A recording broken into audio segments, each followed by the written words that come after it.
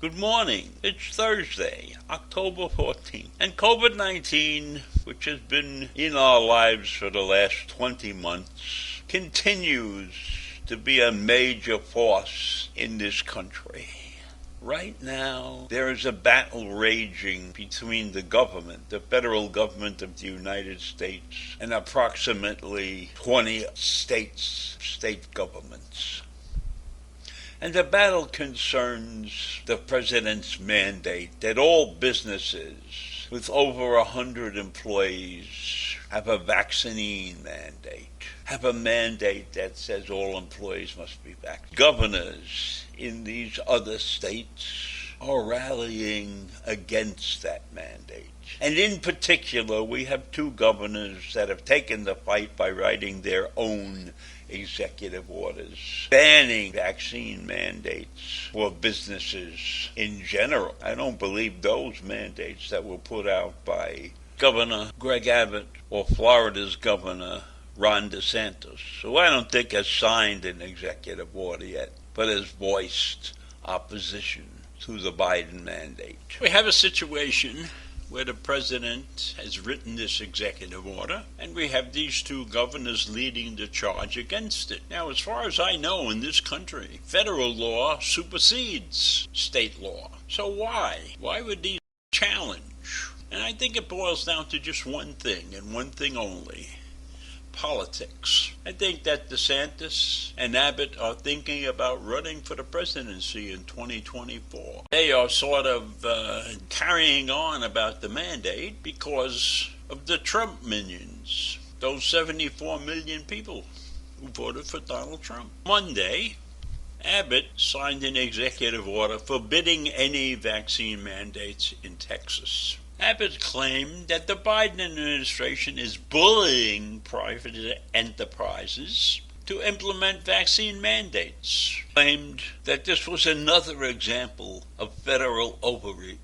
So he wants to have a fight with the federal government. He wants Texas to take on the federal government. He wants to have a showdown between Texas and the federal government. Is that a waste of time or what? I don't think that businesses really object to the mandates that Biden has set for them. I think many of them are pleased to do that because it gives them a cover for their employees who might be unhappy about having a mandate put on them. So they can blame the federal government. We're just following what the president wants. So he's deliberately setting up a showdown between his state and the federal government. Down in Florida, the same day DeSantis raved that his administration would be investigating any entity that allegedly violated a Florida law which prohibited vaccine passports, as he called it. There was an event that took place, a concert hosted by a British singer, Harry Styles, and proof of vaccination or a negative COVID-19 was required for admittance. DeSantis is pissed about that. I really don't know what DeSantis is going to do about that. Maybe he's going to fine him. Still up in the air. Nothing in the news about the result of that episode. Now, Biden also said that federal contractors must have their workers vaccinated. The mandate that Biden has put out affects about 80 million workers in this country. That is a sizable effect. Now, I don't know how many of those 80 million are already vaccinated, etc.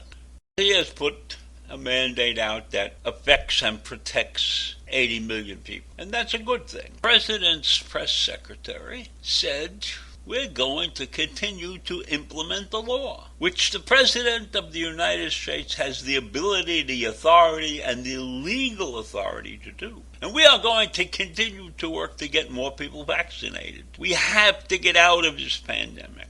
And the President will use every lever at his disposal to do that.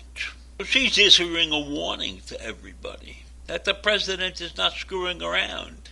He means business. And we should respect the fact that he has taken this very strong stance on this deadly situation that is still engulfing this country.